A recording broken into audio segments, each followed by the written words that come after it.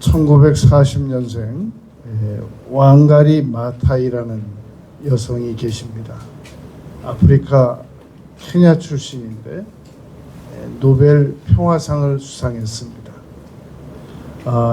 이 노벨 수상위원회에서 이 여성의 공적을 인정한 것은 그 척박한 땅 아프리카 케냐 지역에 3천만 그루의 나무를 심도록 이 환경운동을 대대적으로 이끌어낸 그런 여성입니다. 이 기자가 인터뷰를 하면서 이 왕가리 마타이 이 여성에게 물었습니다. 당신은 어떻게 그 케냐에 3천 그루도 아니고 3만 그루도 아니고 30만 그루도 아니고 3천만 그루의 나무를 심을 수 있었습니까? 라고 물었습니다. 이 마타이 여사가 저에게는 두 가지 자원이 있는데 하나는 정보고 하나는 희망이었습니다. 정보라고 하는 것은 마거릿 미드라고 하는 문화인류학자의 가르침을 받았다는 겁니다. 이 사람은 몇 사람이 많은 사람을 유익하게 만들 수 있다. 역사적으로 그것을 증명한다. 라는 가르침을 받았다는 겁니다. 그래서 이 마타이 여사가 관심을 가진 곳이 어떻게 하면은 그 아프리카 케냐 여성들을 도울 수 있겠느냐 하는 겁니다. 보니까 이 케냐 여성들이 땔감이 없어서 고통을 받더라는 겁니다. 그리고 물이 없어서 고통을 받더라는 겁니다. 그러면 이 문제를 어떻게 하면 자기가 조금이나마 도움이 될 수 있을까를 생각을 해보다가 그렇다. 나무를 심는 거다. 그러면 당장 1년, 3년, 5년, 10년 안에는 이 문제가 해결이 되지는 않지만 나무를 계속 심어 나가면 거기서 땔감이 나올 거고 땅이 이 척박한 땅이 기름지게 변화될 것이고 그리고 물을 좀 더 깨끗한 물을 먹게 될 것이고 그리고 거기서 땔감도 나올 것이고 그래서 자기는 환경운동을 해나갔다는 겁니다. 중요한 것은 환경운동을 한 사람한테 노벨 평화상이 주어졌다는 겁니다. 환경과 평화는 무관한 것처럼 보이는데 환경을 잘 다듬어 나갈 때 환경을 잘 활성화시키고 이끌어 나갈 때 그것이 평화와도 직결된다라는 것을 이 노벨 수상위원회에서는 결정했던 겁니다. 오늘 우리는 희망에 대해서 네 가지를 생각할 겁니다. 첫 번째로 우리가 희망적 사고를 가지기 위해서는 나의 사고로는 희망적으로 사고하기가 어렵습니다. 하나님의 시선으로 바라봐야 됩니다. 나의 가정의 문제도 하나님의 시선으로 바라보고 국가의 문제도 하나님의 시선으로 바라보고 환경의 문제도 하나님의 시선으로 바라보고 모든 어려운 문제를 하나님의 시선으로 바라볼 때 우리에게 희망적인 사고가 생겨진다는 겁니다. 너무나도 많은 사람들이 희망을 감정 정도로만 생각을 해서 그냥 기분 좋은 사고 정도가 희망적인 사고다라고 생각을 하고 곧 잊고 만다는 겁니다. 그러나 정말로 희망적인 사고는 행동으로 연결시켜진다는 것을 의미한다고 말하는 겁니다. 우리가 나의 시선이 하나님의 시선으로 문제를 바라보게 되면 그동안은 방법이 없다. 더 이상은 할 수 없다. 안 된다. 나는 안 된다. 이 일은 못한다. 이런 사고들이 하나님의 시선으로 바라봐지게 되면 다시 생각이 바뀌어지게 된다는 겁니다. 이 링컨은 그런 말을 한 적이 있습니다. 할 수 있다고 믿어라. 그러고 난 다음에 방법을 찾아라.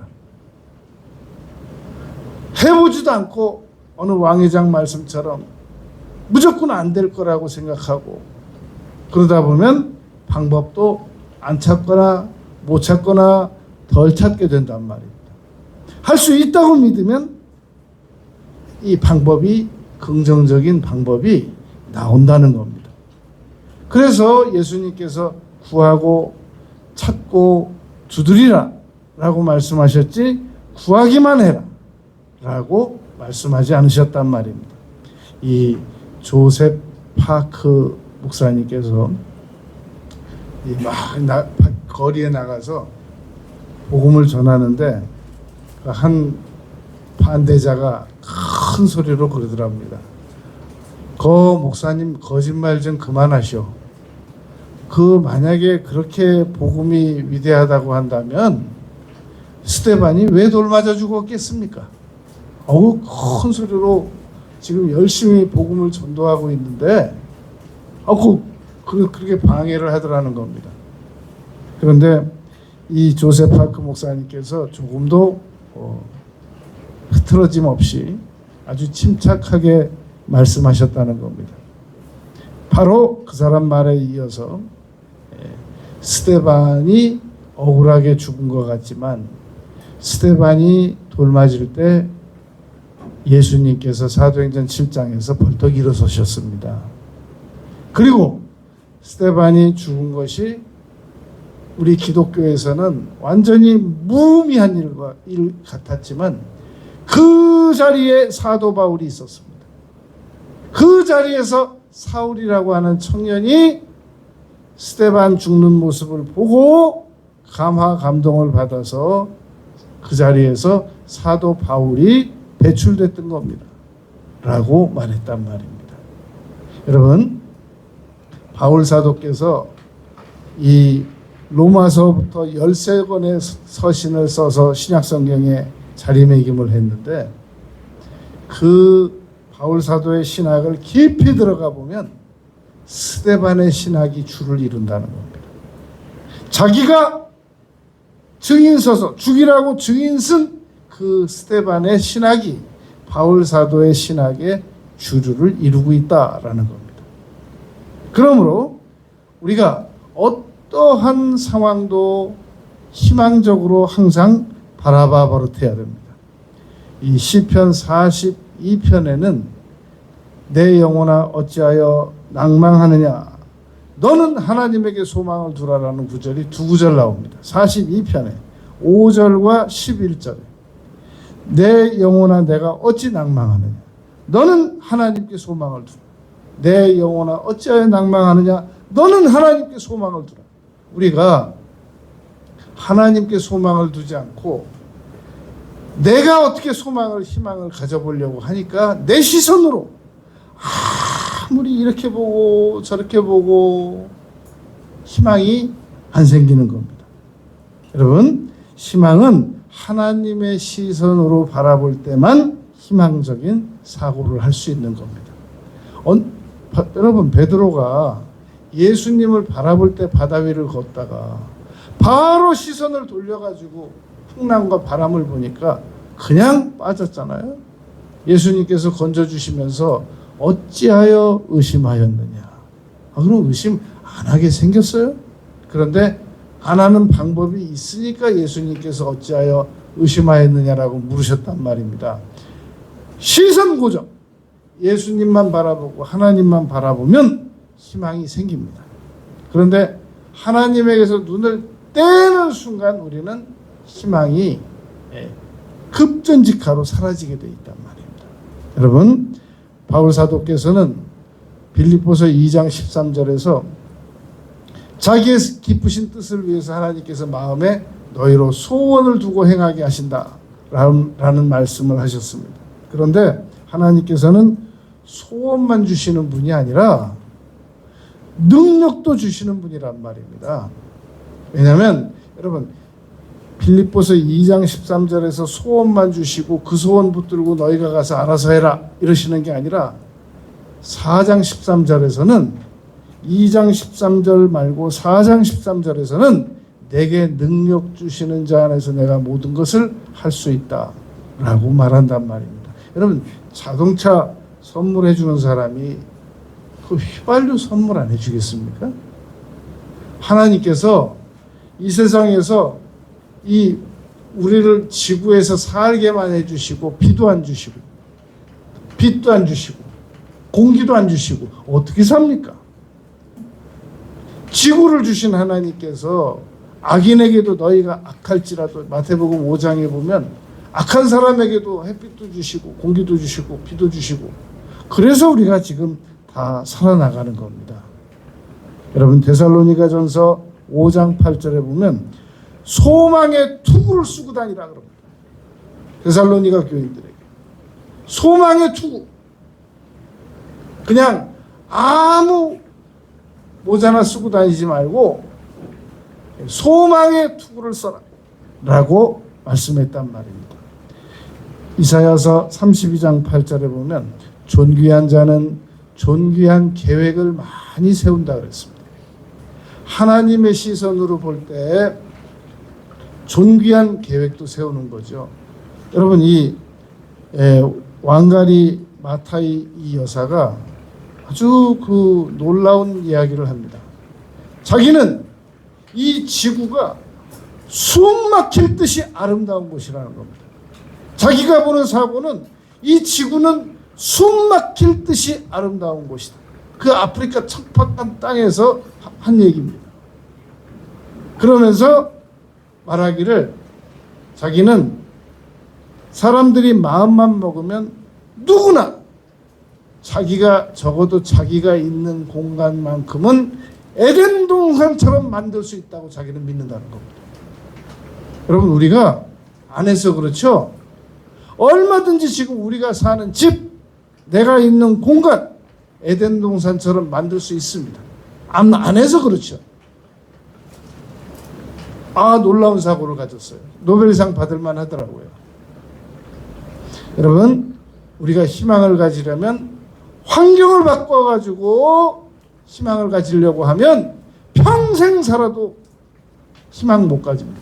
그러나 시선을 바꿔가지고 하나님 바라보시는 시선을 가지고 바라보면 희망을 가질 수 있습니다.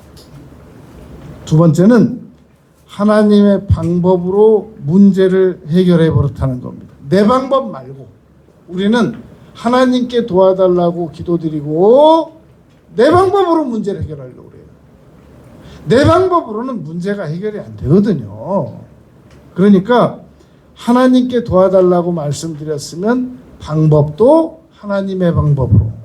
여러분, 예수님께 포도주가 떨어졌다라고 말씀을 드리고 나서 그 다음부터 문제는 내 방법으로 해결하려고 돌아다니면 그 가나안 혼인잔치집 포도주 문제는 해결 안 됐거든요. 그런데 예수님 모친께서 무슨 말씀을 하시든지 그대로 하라 라는 지침까지 하인들에게 내렸단 말입니다. 그랬더니 예수님께서 물을 떠다 주래요. 그래서 물을 떠다 줬더니 그 물이 가는 동안 포도주로 변한 겁니다. 이렇게 맛있는 포도주는 마셔본 적이 없다라고 이야기를 하더라는 겁니다. 그러니까 여러분, 방법도 하나님께서 가르쳐 주시는 방법을 사용해야 거기서 희망이 나오는 거지. 내 방법을 통해서는 그건 절망밖에 할 게 없습니다.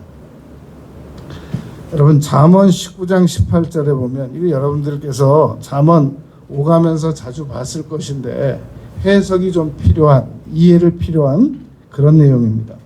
잠언 19장 18절에 보면 내가 내 아들에게 희망이 있은즉 그를 징계하되 죽일 마음은 두지 말지니라.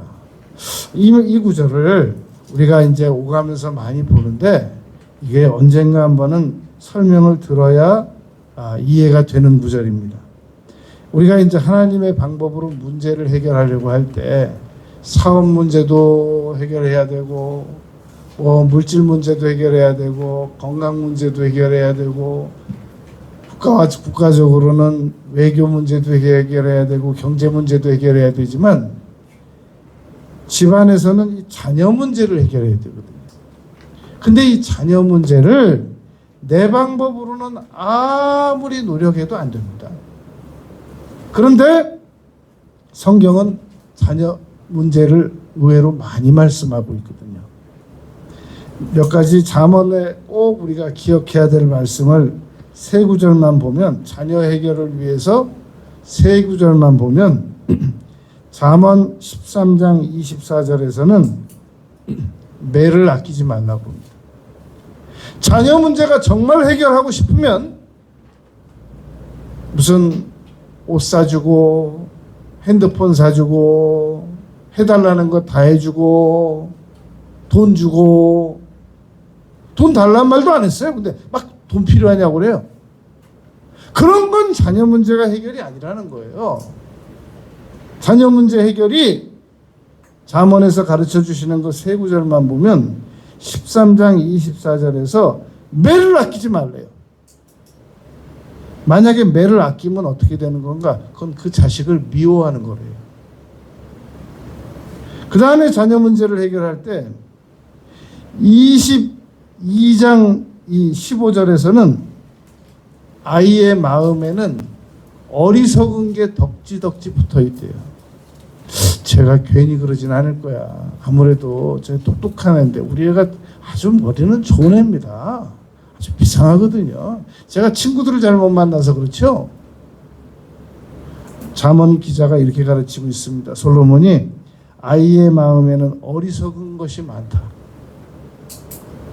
아이를 사랑하지 존경까지는 하지 마세요. 그 마음에 덕지덕지 어리석은 게 잔뜩 들어있단 말이죠. 그 아이가 하는 말이 옳지 않아요. 그 아이가 주장하는 게 옳지 않습니다. 잘못된 사상을 가지고 잘못된 주장을 하고 있는 거예요. 너무나도 많은 우리 부모들이 아이를 무서워해요. 아이를 사랑하라고 그랬지 언제 무서워하라고 그랬어요. 창세기 1장 26, 27, 28절에 보면 아담과 하와에게 사람을 만드시고 다스리게 하자 그랬습니다. 부모는 자녀를 다스릴 수 있는 자격과 능력을 하나님이 주시는 겁니다. 안 써서 그렇죠. 22장 15절에서 아이의 마음에 어리석은 것이 있다는 것을 잊지 말 것이며 29장 17절에서 하나 더 가르쳐 주시는데 내 자식을 징계하라. 여러분, 자식을 징계하래요. 자녀를 여러분 사랑하고 아끼고, 여러분 저는 그러겠어요. 저는 네가 죽을래, 네 자식이 죽을래? 전 제가 죽겠어요. 얼마든지 죽겠어요. 그러나 자녀를 무서워해서는 안 돼요. 사랑하고 아끼고 잘못된 것을 올바르게 지적할 수 있는 게 부모의 용기인 거지. 그래. 네가 다 옳지. 그래. 이 잠언 19장 18절에 보면 네 아들에게 희망이 있다는 거예요. 쟤는 틀렸어. 아니라는 거예요. 희망이 있다는 거예요.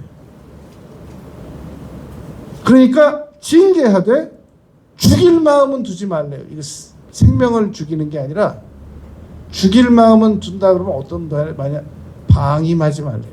쟤는 이제 더 이상은 안 돼. 쟤는 인간적인 틀렸어. 그렇게 포기하지 말라는 것이 이 잠언 기자가 가르치는 내용입니다. 열왕기상 1장 6절에 보면 다윗도 자식이 많아가지고 아주 고통을 많이 받았잖아요. 근데 아도니아라는 자녀도 이 다윗을 아주 어렵게, 압살롬 못지않게, 압살롬만큼은 아니지만 아도니아라는 자녀도 아주 다윗을 어렵게 했던 자녀입니다. 그런데 다윗이 아도니아를 어떻게 양육했느냐? 네가 어찌 그리하였느냐라고 섭섭한 말을 한 번도 안 했대요. 평생. 그랬더니 이 자식이 문제를 일으키더라는 거예요. 이 자녀 문제로 어려움을 겪는 부모들 보면 뭐 이러고 저러고 말할 것도 없어요. 다 자기가 만든 거예요. 그거. 애를 완전히 상전으로 만들어 놓고 쩔쩔매고 쫓아다니고 온 가족 다 고통받게 만들고. 그런데 여러분, 희망이 있단 말입니다. 나의 방법으로 하려니까 도저히 해결이 안 나는 거지, 희망적인 사고를 가지고 첫 번째 하나님의 시선으로 보고, 두 번째 하나님의 방법을 대입시키면 반드시 문제는 해결된다라는 겁니다. 이 1882년에 톰 아저씨의 오두막이라고 하는 소설을 써서 해리엇 스토우 여사가 링컨에게 이 노예 문제가 정말 심각한 문제구나 라고 하는 것을 일깨운 일이 있었습니다. 그런데 이 1852년에 출간된 이 책이 19세기 때 성경 다음으로 많이 팔렸다는 겁니다. 링컨이 이 노예 문제가 해결이 되어야 되는구나 라고 믿어서 결국은 노예 해방이 이루어진 겁니다. 만약에 이 톰 아저씨 오두막이라고 하는 이 소설을 이 해리엇 스토우 여사가 안 썼다면 링컨은 노예를 해방시켜야 된다라는 생각을 안 가졌을 것이라는 겁니다. 사람은 이 자기 머릿속에서 온전한 사고, 인생을 살아가는데 필요한 모든 사고가 다 나오지 않습니다. 여러 사람들 머릿속에서 이 세상에 꼭 필요한 것들이 다 나온단 말입니다. 그래서 공부가 필요한 거거든요. 다른 사람들이 뭐라고 했거나 말거나 신경 안 쓸 것 같으면 공부가 뭐하러 필요하겠어요. 지금 여러분, 우리나라의 2024년 두 해 전 통계가 15,000명이 자살했습니다. 하루에 40명씩 자살한다고 합니다. 우리나라가. 미국은 2024년도에 5만 명 자살했습니다. 하루에 135명씩 자살하는 겁니다. 스위스는 인구가 작으니까 2024년도에 1,000명이 자살했고, 하루 평균 그 좋은 나라에서, 그 좋은 환경에서 하루에 3명씩 자살해 나간다고 합니다. 희망은 어떤 에덴 동산에서도 하나님께 반역하게 만들어요. 희망이 없으면. 사람은 희망 가진 것만큼 말하고, 희망 가진 것만큼 믿고, 희망 가진 것만큼 목표 세우고, 희망 가진 것만큼 기도합니다. 아무리 기도가 좋다고 해도 기도 안 해요. 왜냐하면 희망이 없거든요. 다시 희망 없지? 그러면 희망 없단 말은 안 해요. 판별식입니다. 희망이 있으면 기도하는 거예요. 희망이 있는 사람은 기도하지 말라고 해도 숨어서라도 해요. 근데 희망이 없으면 아무리 기도하려고 해도 안 됩니다. 여러분, 죄를 짓지 말라고 그러는데 사람은 죄를 안 지을 수 없습니다. 로마서 3장 10절, 로마서 3장 23절. 사람은 아무리 죄를 안 지으려고 해도 그 본성상 죄를 안 지을 수 없거든요. 언제만 안 짓느냐? 희망이 있을 때만 안 짓습니다. 덜 짓습니다. 그러므로 희망은 반드시 우리에게 있어도 되고 없어도 되는 것이 아니라 반드시 필요하단 말입니다. 세 번째, 그러므로 우리는 의지적으로라도 계속해서 희망적인 사고를 해야 됩니다. 자동차 기어는 여러분 요즘은 다 기어가 돼 있기 때문에 그냥 한 가지로만 가는데, 옛날에는 기어를 다 넣어야 되잖아요. 전진 기어 넣어야만 앞으로 갑니다. 후진 기어를 넣고 앞으로 갈 수 있는 방법은 없습니다. 희망적 사고를 가져야 앞으로 나아가집니다. 이 사람은 어떤 일에 희망을 품는다고 하는 것은 그 일을 시작할 때부터 희망적인 사고를 가지는 겁니다. 우리를 누가 가로막는다고 그러는데 우리를 가로막는 건 내 안에 있지. 누가 우리를 가로막아요? 내 안에 잘못된 사고가 나를 가로막는 거지 아무도 나를 가로막지 않습니다. 그러므로 우리가 강력한 이 희망적인 사고를 의지적으로라도 계속해서 가져버릇해야 된단 말입니다. 여러분, 이 시편 81편 10절에 보면 내 입을 넓게 열라 그러잖아요. 그러니까 우리는 그 구절을 가지고 입을 넓게 열어서 막 축복을 갈구해야 된다라는 쪽으로 그 이사신방 갈 때 그 시편 81편 10절 말씀을 아주 그 액자 많이 팔립니다. 그 다음에 또 욥기 5장에 있는 내 시작은 미약하였으나 내 나중에 심히 창대하라, 그 액자 그 구절 두 개가 그렇게 많이 나간대요. 그런데 여러분, 내 입을 넓게 열라라고 하는 것을 새들이 이렇게 실제로 밥 먹는 걸 가보면 입을 넓게 여는 애들은 어미가 계속 먹이를 계속 넣어줍니다. 근데 이거 입 안 여는 애들은 가차 없어요. 안 줘요. 굶어 죽든지 말든지 안 줍니다. 우리가 희망적인 사고를 계속 해야 됩니다. 의지적으로 계속 희망적인 사고를 해야 됩니다. 우리 생각은 어느 틈에 희망적인 사고가 빠져나와가지고 절망적인 사고, 좌절적인 사고, 낙심적인 사고, 나는 못한다, 할 수 없다, 안 된다, 다 해봐도 안 되더라, 딱 우리 생각은 거기 가 있습니다. 어느 심리학자가 이렇게 말했거든요. 사람은 아침에 일어나서 그의 순간순간 사고가 하자는 대로 하다 보면 저녁에는 정확하게 어느 텃밭에 술 만취해가지고 엎드러져 있을 거라는 거예요. 그걸 의지적으로 계속 저항하고 바로잡으니까 퇴근도 하고 출근도 하고 정상적으로 이 사고하는 거지. 만약에 우리 감정이 하자는 대로 하면 정확하게 저녁에는 어느 길바닥에 술 만취해가지고 엎드려 있을 거라는 겁니다. 그러므로 여러분, 우리는 의지적으로 계속 희망적인 사고를 가져야 됩니다. 끝으로 네 번째, 그러나 우리의 의지는 한계가 있다고요. 우리의 의지는, 그래서 오죽하면 의지와 상상력이 싸우면 상상력이 이긴다는 말이 있어요.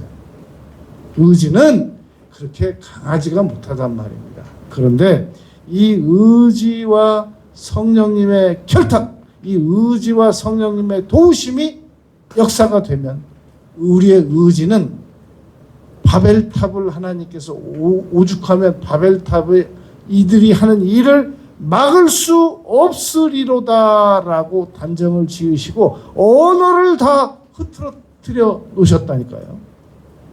우리의 의지가 성령님의 도움만 받으면 놀라운 역사가 일어납니다. 이 1960년대 현대 심리학자 중에 유명한 큰 공적을 남긴 마틴 셀리그먼이라는 분이 이 개들을 데리고 실험을 했습니다. 물론 옛날에 있었던 실험이죠. 근데 다시 이분이 실험을 했어요. 개를 두 부류로 나눴습니다. 그래가지고 바닥에 전기를 강하게 지나가게 만들었단 말입니다. 근데 한 우리는 탈출이 불가능한 우리 속에 개들을 넣어놓고 전기를 나가게 했고 지나가게 했고, 한 우리는 탈출이 가능한 곳입니다. 거기도 똑같은 강도로 전기가 지나가게 했단 말입니다. 전기를 넣었더니 탈출이 가능한 애들은 탈출했어요. 근데 탈출이 불가능한 애들은 그 자리에서 그 전류를 몸으로 다 받아냈단 말입니다. 두 개들을 다시 그대로 옮겼습니다. 이번에는 둘 다 탈출이 가능하게 만들었단 말입니다. 전류를 보냈어요. 그랬더니 역시 탈출이 가능한 곳에 있었던 아이들만 탈출하고, 탈출이 불가능한 곳에 있었던 아이들은 그 강한 전류를 그대로 몸으로 다 맞으면서 그냥 그 자리에 있더라는 겁니다. 이것이 여러분 코끼리 실험하고도 같습니다. 코끼리를 어릴 때 발목에다가 쇠줄을 묶어놓고 계속 키운 다음에 그 다음에 그 산만한 등치가 된 코끼리에다가 그냥 그 아이를 묶어둘 수 있는 줄은 없어요. 당기면 끊어져 버리니까. 그런데도 절대로 안 도망가고 못 도망간다는 겁니다. 왜냐하면 어릴 때 그 자기가 발목에 붙잡혔던 생각 속에서 나는 어디도 못 도망가고 이 줄을 못 끊는다라고 굳게 믿고 있기 때문에 그렇단 말입니다. 사람은 한번 무기력한 사고로 성장을 하면 자기가 죽는 날까지 그 무기력에서 못 빠져나온다고 믿습니다. 그런데 거기서 빠져나올 수 있는 방법이 있는데 오직 성령님의 도우심을 받는 겁니다. 그래서 고린도후서 3장 17절에 보면 주의 영이 계신 곳에 자유함이 있느니라 라고 말씀했던 겁니다. 아들이 너희를 자유케 하면 너희가 참으로 자유로워지리라. 요한복음 8장 36절입니다. 그리스도께서 우리를 자유케 하셨으니 자유를 주셨으니 라고 말씀했기 때문에 우리는 여러분 성령님의 도우심만 받으면 희망적인 사고를 가질 수 있고 그 희망적인 사고는 순간의 감정적인 정도가 아니고 행동까지 이끌어낼 수 있는 희망적 사고를 가질 수 있단 말입니다. 그게 로마서 5장 5절입니다. 소망이 우리를 부끄럽게 하지 아니함은 여러분 이 로마서 5장 5절 말씀 잘 이해하면 희망을 가지는 데 큰 도움이 됩니다. 왜 사람이 희망을 가져도 행동으로 안 옮기느냐? 이걸 괜히 순간의 감정으로 희망을 가져가지고 내가 행동했다가 나중에 끝이 안 좋으면 부끄러워서 어떡하냐는 거예요. 이게 차라리 그냥 가만히 있으면 망신이 안 나간다는 겁니다. 내가 시작은 할 수 있는데 이게 잘 된다 안 된다는 보장이 어딨냐는 거예요. 그래서 너무나도 많은 사람들이 마음에 소원이 감동이 왔지만 시작까지는 안 옮기고 그대로 가만히 있는 겁니다. 그런데 로마서 5장 5절에서는 뭐라고 말하냐면 소망이 우리를 부끄럽게 안 한다는 겁니다. 성령께서 주신 소망 따라 나서면 부끄럽지 않다. 하나님은 우리를 망신당하게 안 하신다. 그러므로 우리 마음속에 희망이 와서 부어지면 믿으라는 겁니다. 아, 내가 따라 나가도 되겠구나. 괜찮겠구나. 라는 겁니다. 오늘 본문 말씀이 여러분 로마서 15장 13절에 보면 소망의 하나님이 모든 기쁨과 평강을 믿음 안에서 너희에게 충만하게 하사 성령의 능력으로 소망이 넘치게 하시기를 원하노라. 너무나도 많은 사람들이 성령의 능력이 오면 그 능력으로 병 고치려고 해요. 근데 여러분 요즘은 의학이 너무 많이 발전돼 가지고 안수로 고쳐야 될 일을 하나님께서 대폭 병원으로 이양하셨어요.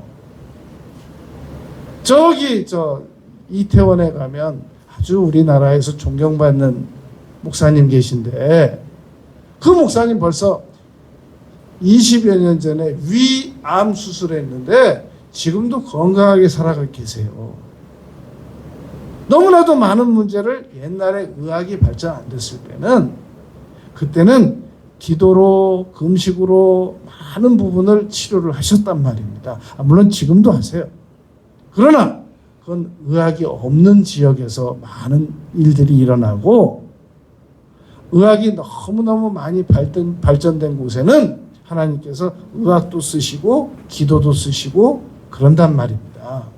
그러니까 지금은 소망의 하나님이 성령이 임하면 강력한 희망적 사고를 하게 만드신단 말입니다. 근데 아무 희망이 없어요. 그것은 나의 의지가 약해서이기도 하지만 성령님의 도우심을 안 받아서도 그렇단 말입니다. 그런 일이 있었다고 그래요. 어느 부인이 남편한테 하루는 막 큰 소리로 따졌대요.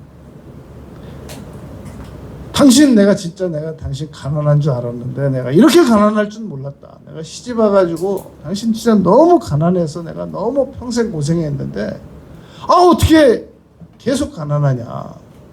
그랬더니 그 남편이 그랬대요. 내가 당신하고 결혼하기 전부터 나 가난하다고 내가 얘기했다. 언제 했냐 나한테. 내가 나에게는 당신뿐이라고 내가 얘기하지 않았냐. 어? 맨날 얘기했는데 당신이 이제 와서 그러면 어떡하냐. 그랬다는 거예요. 여러분, 강력한 희망의 사고를 가지면 환경은 달라지게 되어 있습니다. 이 환경이 죽는 날까지 계속 가는 거 아니란 말이에요. 그런데 성령의 도우심을 안 받고 나의 의지로만 이 희망을 가지려고 하니까 연말에 한 3일, 연초에 그 정도로 잠깐 가다가 만단 말입니다. 요한복음 14장 16절에 한번 우리에게 오신 성령님께서는 영원히 함께 계신다고 그러셨습니다. 그러니까 여러분, 희망의 사고를 가지시기 바랍니다. 그러면 환경은 반드시 다스려질 수 있습니다. 우리가 희망적인 사고를 가지면 자녀 문제 해결될 수 있습니다. 우리가 희망적인 사고를 가지고 있으면 우리의 무기력 문제 반드시 정복이 가능합니다. 남은 생에 강력한 희망적 사고를 가지고 살아가는 우리 모두가 되시길 바랍니다.